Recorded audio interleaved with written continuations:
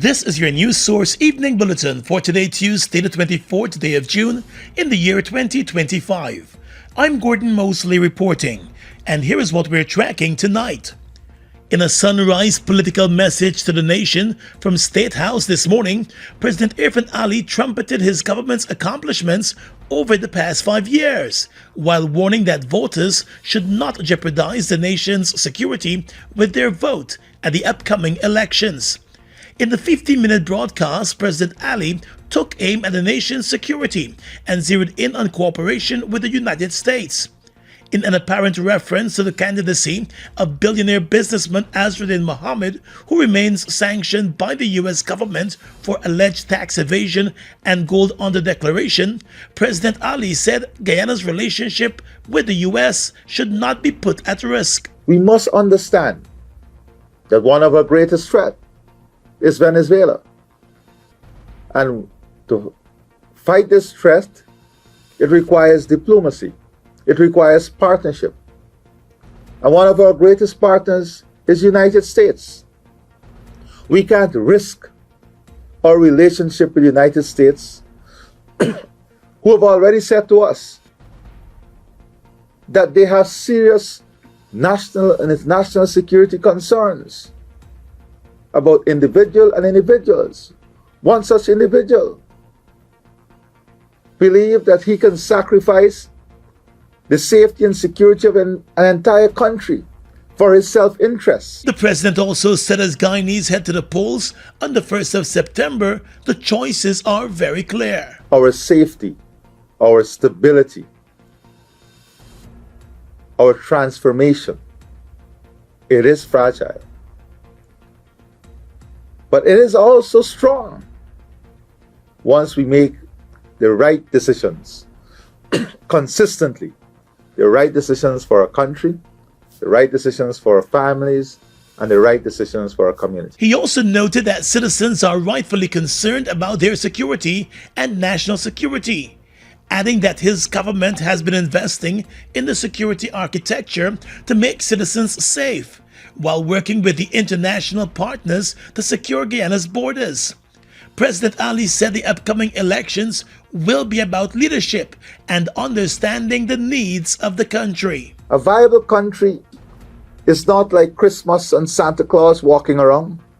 A viable country is about strong policies, good leadership, consistent leadership, trusted leadership, and understanding of what is required to make our country great. And the president also focused his early morning campaign speech on the APNU AFC and their time in government.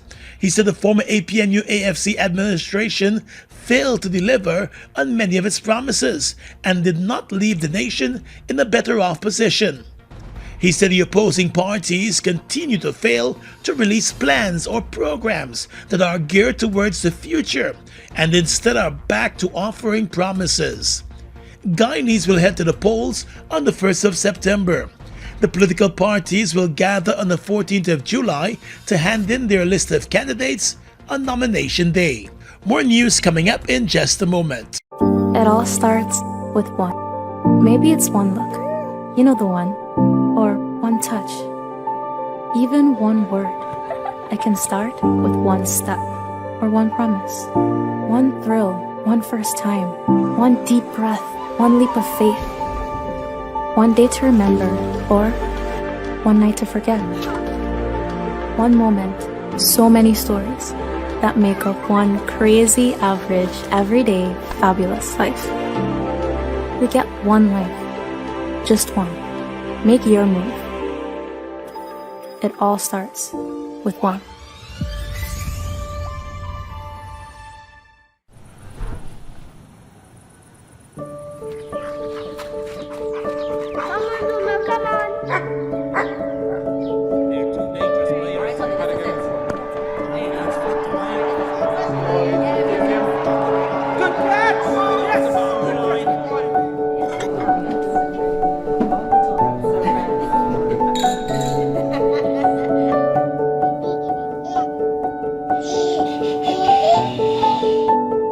Your own home is so much more than just four walls, floors, and ceilings. It's a lifetime of great memories and stories. Come talk to us and start your journey home today. Republic Bank, we're the one for you.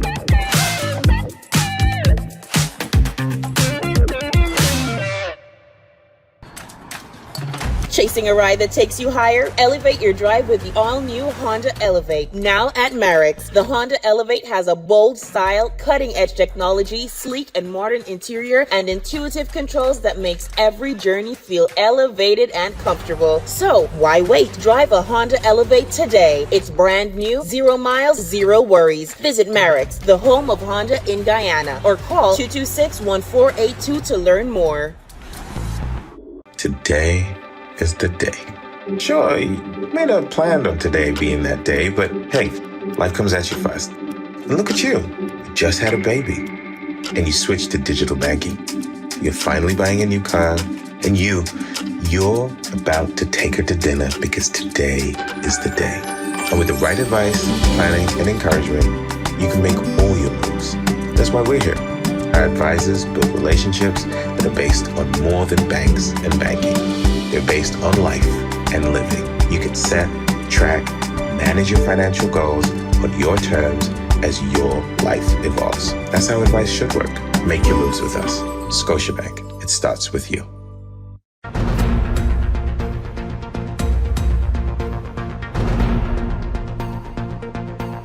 Welcome back. As security concerns mount over the large number of Venezuelan migrants in Guyana, the Chief of Defense Staff of the Guyana Defense Force, Brigadier Omar Khan, indicated today that the migrants coming from Venezuela now face a thorough vetting process before they are allowed to gain entry into the country. On a recorded interview released by the GDF, Brigadier Khan admitted that the country's borders are tough terrain, which can sometimes attract criminal elements, triggering the need for more vetting of migrants. And that is why we have implemented strong security measures on vetting, processing, documenting all Venezuelan migrants.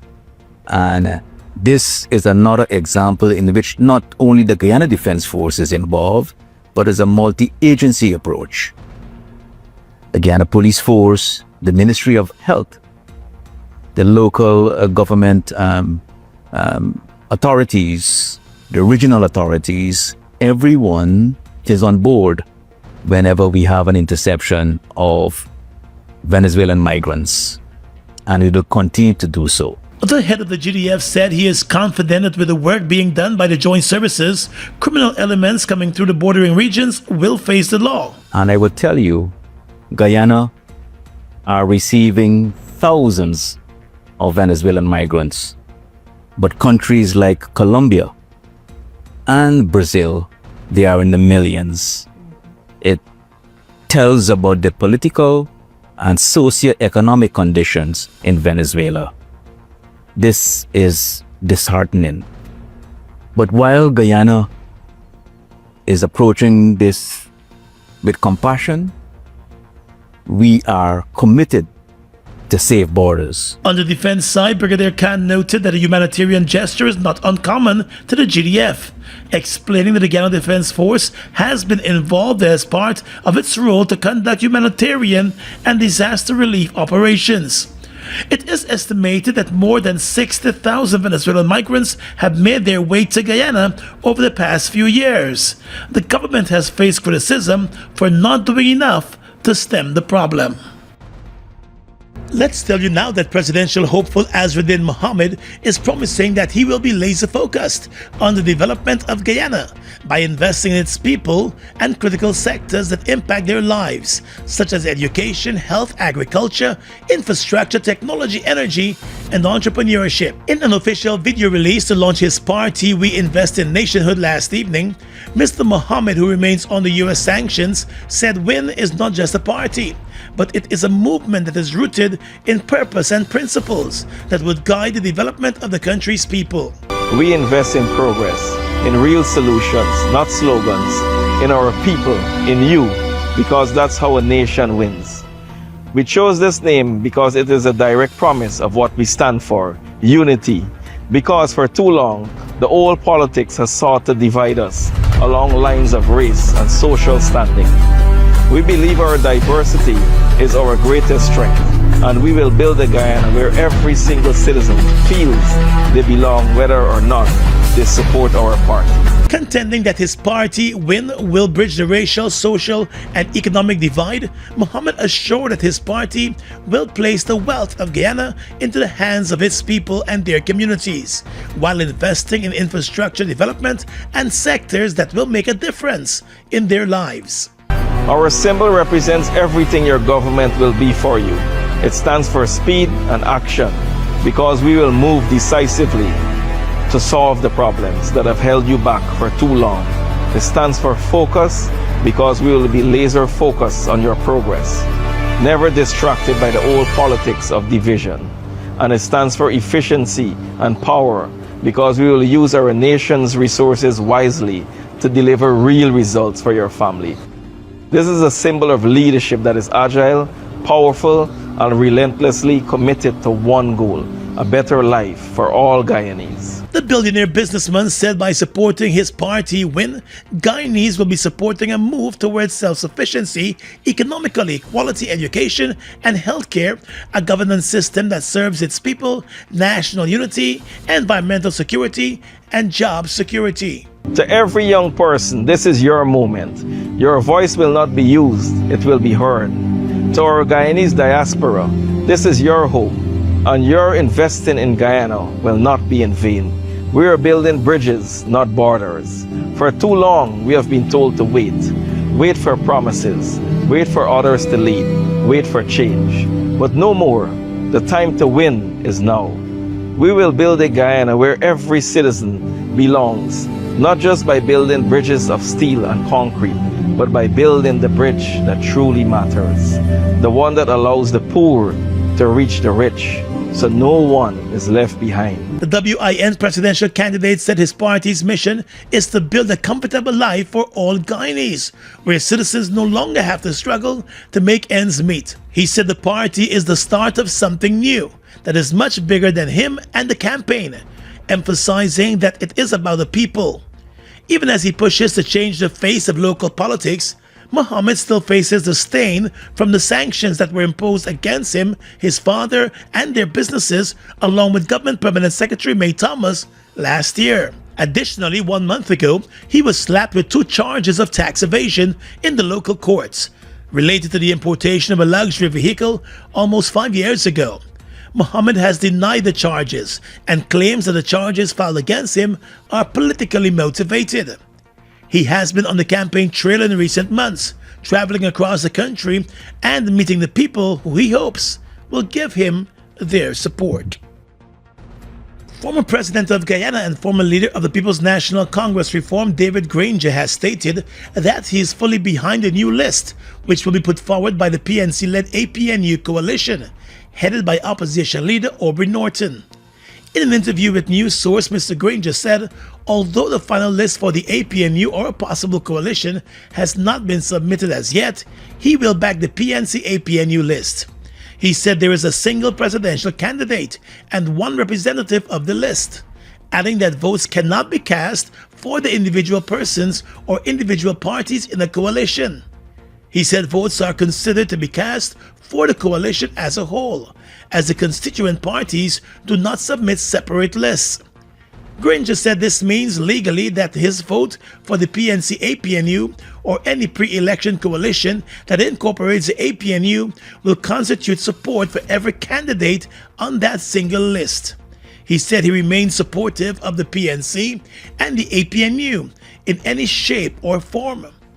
The former president said despite his support for the party, recent developments including resignations of a number of party members cannot be ignored.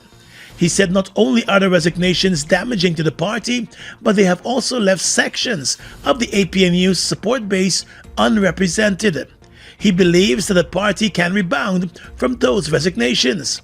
Mr. Granger said the PNC will survive, but the prospect of further defections should be detected and possibly discouraged, adding that resignations could trigger the copycat effect.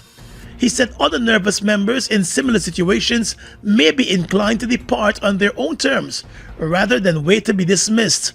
Resignations, he said, especially coming 10 weeks before elections, inevitably damage the party's credibility, calling into question its capability to recapture the government and the competence of its leadership. In addition, Mr. Granger also blamed the Alliance for Change for the failed coalition talks between the APNU and the AFC, saying the AFC's obsession with the presidential candidacy, parliamentary seats, and ministerial positions for its most senior members shifted the negotiations from policies to personalities. The former president said the PNC-led APNU also failed to learn lessons of its losses in the local government elections in June of 2023. Adding that it was unable to win the 4 hinterland capital towns created under the APNU-AFC coalition, and its overall tally of local authority areas fell. Granger said that should have given the party a 2-year head start to recover its constituencies ahead of the upcoming elections. You've asked for it, and it's here. Ronald Hollingsworth, till I find a place in Guyana too. The Spanish baby. That's it! You come and shut this baby up, yeah? This is creepy baby you got in, y'all. See, ever since this baby born, you ain't take over, Peter, or nothing. What kind of father is you? It's Godfather. This is what kind of father I be. June 28 and 29, 8 p.m. at the National Cultural Center. The baby can never be me own. You got to take the baby and carry to the father.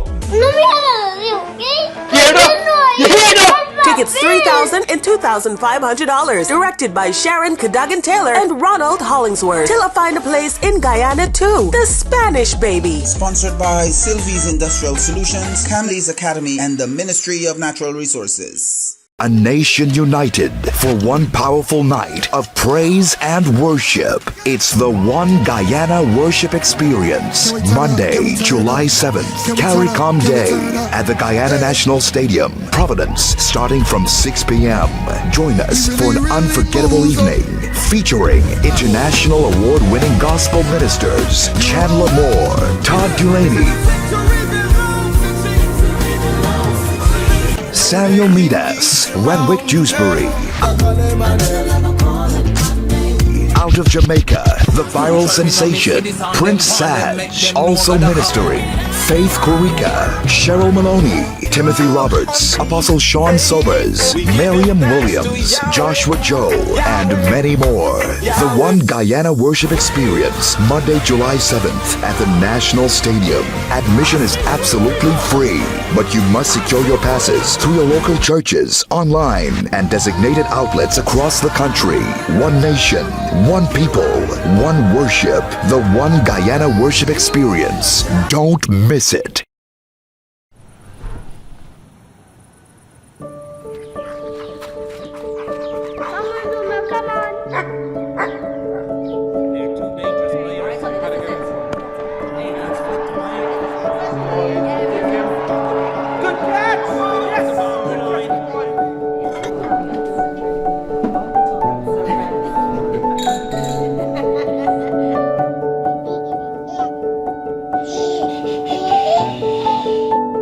Your own home is so much more than just 4 walls, floors, and ceilings. It's a lifetime of great memories and stories. Come talk to us and start your journey home today.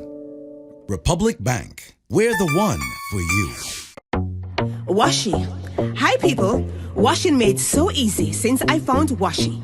Washing me use wash me clothes and I can say Wash your soap powder, wash clothes so nice. Wash your soap powder, leave your clothes color bright. Wash your soap powder, leave me clothes smelling nice, of course. So give thanks for wash your soap powder, for doing my laundry right. Keep my clothes color bright, have my clothes smelling nice for sure. I could not ask for more. Comes in lemon and original. It is a washing machine in a pack. Wash your soap powder, wash clothes so nice. Wash your soap powder, leave your clothes color bright. Wash your soap powder, have my clothes smelling nice, of course. Distributors located in the Stabrook Market. New York City, summer is about to get hot. Saturday, August 2nd, SR Hamilton LLC presents Gospel Infusion. Featuring Samuel Medas, Psycho, Eddie Neblett, Sean Daniels out of Trinidad, Christelle Brandt, Sherilyn Maloney, DJ Kesta D, Timothy Roberts, and many more at the South Jamaica Multi-Service Center, 11402 Guy R. Brewer Boulevard, Queens, New York. Gates open at 4 p.m., showtime 5 p.m. Get your super early bird tickets for only $50. General admission $70. Pay more at the gate, and limited VIP $100 all inclusive. Come and experience the outpouring of God's grace Saturday, August 2nd. For more information, visit Gospel Infusion on Facebook and Instagram. Longtime General Secretary of the Guyana Teachers Union, Coretta MacDonald, will now serve as the union's president after being elected unopposed to the position. In a statement this morning, the GTU announced that it completed its triennial elections and ballot counting exercise on Monday night. Although unopposed, MacDonald picked up a total of 2,987 votes from the union's membership. The GTU also announced that Mariska Williams will serve as the first vice president, while Carl Vanier will serve as second vice president, after being both elected to those two positions, beating out a number of other candidates. The new General Secretary of the GTU will be Collis Nicholson, and the Deputy General Secretary will be Heathcliff Peters. Elections were also held for a number of other positions, including treasurer and regional representatives. The GTU elections were conducted countrywide over the past few months, bringing together more than 3,000 members to cast their ballots. In the run-up to the elections, MacDonald had stated that once elected, she would re-examine the agreement signed between the GTU and the government last year. That agreement did not find favor with many of the teachers and was heavily criticized by MacDonald. The agreement runs for 3 years. Today, she told News Source that her election to the post of GTU president is not just a win for the nation's teachers. As president of GTU, this here is a win for all teachers. This is a win for the nation's children. And as president, I don't plan to go out there to talk about what I will do as president, but what we will do as a team at GTU, an extended team, which means our teachers, and an additional extended team, which means our stakeholders and the people, parents will fall into that category as well. We want to ensure that, one, the morale of our teachers is lifted. You will recognize that coming out of the last negotiations and the signing of that agreement, our teachers felt disenchanted, they felt undervalued. At a point, they felt that they were betrayed. MacDonald currently serves as a member of parliament for the opposition APNU AFC. She said she is ready to work along with the Ministry of Education in the interests of the nation's teachers and students. If we do what we're supposed to do, given the kind of resources we need, then the country will benefit. And so this has nothing to do with politics. Again, let me say that. This has nothing to do with politics. This is about educating a nation. This is about making our teachers role models, making them fully equipped to deal with the challenges that they have to face in and out of the classroom. And we can only do that if together as a GTU or as the GTU, we work hand in hand with our partners. And I'm hoping that our partners, the Ministry of Education, they are going to be ready to work with us, and that they too will put politics aside and work for the benefit of our teachers Coretta McDonald said her job now is to represent all of the teachers across Guyana. In the education sector, a new $2.6 billion Christiansburg Wisma Secondary School will be built in Linden as a world-class teaching and learning institution. Prime Minister Mark Phillips and Minister of Education Priya Manik Chand turned the sod for the new school on Monday. The Prime Minister, who is a former student of the school, said he is a proud product of the educational institution, which continues to serve as a learning ground not only for the children of Linden, but those across the region. Prime Minister Phillips said the move to construct a new building for the school is in keeping with the commitment made to the people of Linden, even before he became Prime Minister. He said that commitment was renewed in 2023, after being told of the deteriorating state of the current school building. When I stood before you prior to 2020, as I mentioned earlier, that promise was made. Today, I return with my ministerial colleagues and government officials to deliver on that promise, to turn the sod and fulfill that promise with a modern, world-class school. Prime Minister Phillips said once the new school is completed, the old building will be demolished and the playground will be built for the students of the school. Meanwhile, the principal of the Christiansburg Wisma Secondary School, Shalane Craigwell, said the student population continues to grow at the school, which was first built back in 1975. She said a newer and bigger facility was needed. Over the years, three major challenges has significantly impacted the institution. First, surface erosion has compromised the foundation of the current school building. Second, the lack of timely and adequate maintenance has led to further deterioration of the physical infrastructure. Thirdly, and perhaps most pressing, is the issue of overpopulation. A school initially built for 500 now serves more than 700 students and a teaching staff of over 100. This overcrowding has resulted in congested classrooms and cramped staff rooms, making it increasingly difficult to maintain effective teaching and learning environments. The principal said the construction of a new school with adequate space and infrastructure will go a long way in addressing the issues that the school currently faces. The World Bank is funding the construction of the new school. And according to the bank's group representative for Guyana, Diletta Doretti, the World Bank is pleased to support investments in the education sector. She said globally the World Bank supports educational projects such as the construction of schools to increase access to quality education. Guyana, she noted, is not excluded. Specifically regarding the school that we are turning this out today, it's part of the Guyana Strengthening Human Capital through Education project. And the project seeks to broaden access to quality secondary education, including technical and vocational education. Also focuses on providing learning environments and better and more modern education spaces. And Education Minister Priya Manik Chand said the move to reconstruct the school forms part of the 5 pillars in the education system, intended to improve access to quality education in environments that are conducive for learning.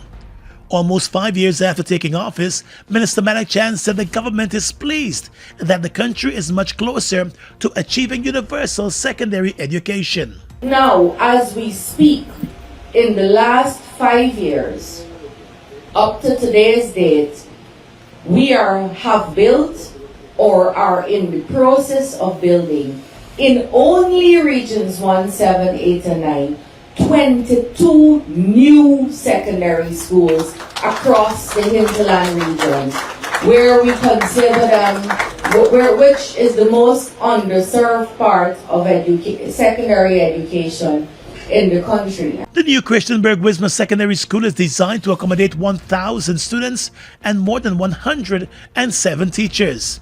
The Education Minister said the government has also placed significant focus on training of teachers, with the intention to improve the quality of education delivered across the country. Chinese company Power China Construction has been awarded a contract to build a new school, with a duration for construction of 17 months. The Chief of Defense Staff of the Guyana Defense Force, Brigadier Umar Khan, has described recent threats by Venezuela as more of political maneuvering than military threats. In a recorded interview released by the GDF this morning, Brigadier Khan stated that Venezuela has increased its aggression against Guyana. But he noted the Guyana Defense Force remains resolute to defend the country's borders. Venezuela and their claim to be Essequibo is more political theater than a military threat. We, however, are being cautious. As a defense force, we are operating within our defense policy of the DIME construct: diplomacy, information, military, and economic. Integral in this process is our partnership. Partnership with the United States, our most important and strategic partner. Brigadier Khan noted that there are other international partners who value peace and international law that are working with Guyana. On the issue of the capacity of the GDF in comparison to the Venezuelan National Army, Brigadier Khan noted that while the GDF may be smaller in size, it has been using strategy to not only deter but respond to the threats from Caracas. History would tell us that size does not translate into success. That is why we are focusing on strategy, on technology, and partnership. Military conflict is not in anyone's interests. The claim by Venezuela is political. It should remain there, and the process of the International Court of Justice should be followed. The Army Chief noted that over the past 5 years, there has been major investments in the defense sector, and that is welcomed. And this was spread across several areas: technology, training, etc. And if I should tell you, our asset acquisition in the maritime sector, for example, we are soon to receive a ocean patrol vessel along with aerial assets to monitor our airspace on our exclusive economic zone. So yes, we may be smaller, but we are being strategic, we are being smart, and we're being resolute. In addition, Brigadier Khan noted that the Guyana Defense Force is operating under a military strategy to build, deploy, and operate a smart, modern, and resilient force, not only to defend Guyana, but to also contribute to economic development. Prostate cancer is one of the most common cancers in men, but early detection can save lives. So, who needs to be screened? If you're 50 or older, it's time to talk to your doctor about screening. But some men need to start even earlier. Your risk is higher if you have a family history of prostate cancer. Screening may be recommended as early as 40 years. Screening is quick and can include a PSA blood test or a simple exam. It's the first step in catching prostate cancer early, when it's most treatable. Don't wait.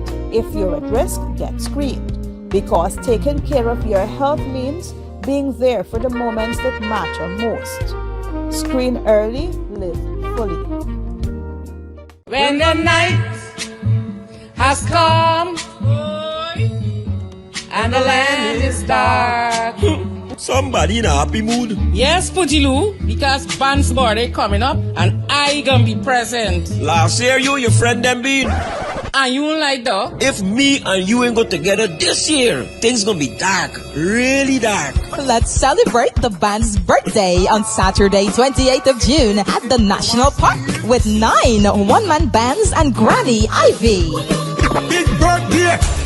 Early bird tickets for $2,000. Stage front, $5,000. Tickets located at Just Your Size Boutique, Stovetop, White Castle Fish Shop, Fireside Suites, and Team Extra Stabrook Market. Band's birthday 2025, June 28th at the National Park. Gates open from 6 p.m. and free gate upon entry. Ooh, la, la, la. Let's go dancing. Buster presenting the new 500 milliliter. Wow, Buster flavorful.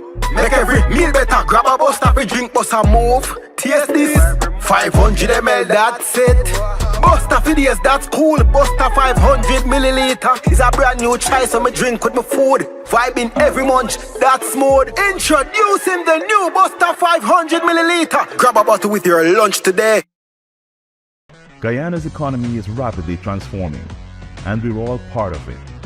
Guy Oil is at the forefront of this development by providing reliable and efficient energy and supporting community development from the very core.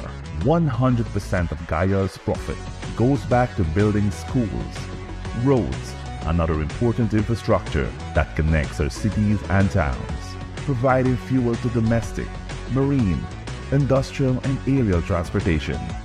Guy Oil has now repositioned itself as a market leader in the petroleum industry, building a better future for all of us.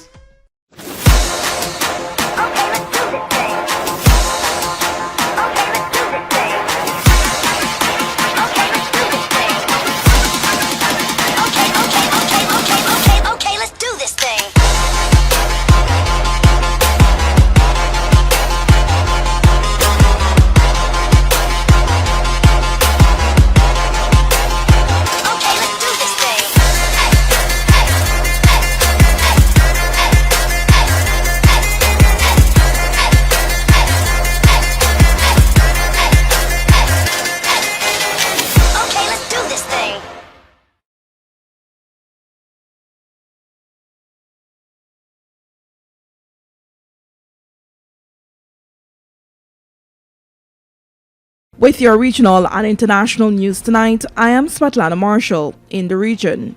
A Caribbean delegation is set to travel to Brussels and London next month to bring the highly divisive issue of reparations for slavery and colonialism to the table, organizers have told Reuters. At least 12.5 million Africans were kidnapped, forcibly transported by European ships, and sold into slavery from the 15th to the 19th centuries. Calls for reparations are long-standing, but have been gaining momentum, particularly among the Caribbean Community CARICOM and the African Union. Backlash against it has also been growing, and many of Europe's leaders have opposed even talking about reparations. Organized by the Repair Campaign, a group advocating for reparations in the Caribbean, the trip will start in Brussels on July 1, where the delegation will host a briefing with the European Union lawmakers. In 2023, the EU said Europe inflicted untold suffering on millions of people, but even though some member states have acknowledged past wrongs, no country has agreed to reparations. The delegation will then travel to London, where they will hold a briefing in Parliament on July 2. Venezuela's second largest refinery, the 310,000 barrel per day Carden plant operated by state company PDVSA, remained halted on Monday after a power blackout, three sources with knowledge of its operations told Reuters. Venezuela's aging refining network has frequent outages after years on insufficient investment, mismanagement, and U.S. sanctions preventing the import of spare parts. In recent months, Carden has been key to processing feedstock from some of the Orinoco Belt's heavy crude projects. The blackout began early in the morning. However, later in the day, power service to the facility was restored and workers began preparations for restarting some units, but the facility remained suspended, according to another source. According to the source, power was restored to the refinery, but there was no steam, referring to the supply of industrial services to the facility, which is required to restart operational units. And finally tonight, international news. Explosions rang out in Tehran from Israeli airstrikes on Tuesday, despite U.S. President Donald Trump saying Israel had called off strikes at his command to preserve an hours-old ceasefire. Two witnesses reached by telephone in the Iranian capital said they heard two loud explosions. Prime Minister Benjamin Netanyahu's office acknowledged that Israel had struck a radar site near Tehran in what it said was retaliation for Iranian missiles fired 3.5 hours after the ceasefire had been due to begin. It said Israel had decided to refrain from further attacks following a call between Netanyahu and Trump, but did not explicitly say whether the strike on the radar site took place before or after they spoke. Oil prices fell and share markets were lifted around the world at the prospects of an end to the biggest ever confrontation between the Middle East foes, lifting a threat of disruption to Gulf oil supplies. Trump, en route to a NATO summit in the Netherlands, had rebuked Israel with an obscenity in an extraordinary outburst at an ally whose military campaign he had joined 2 days earlier. And that's your News Source Evening Bulletin for tonight. I'm Svetlana Marshall, wishing you a pleasant evening.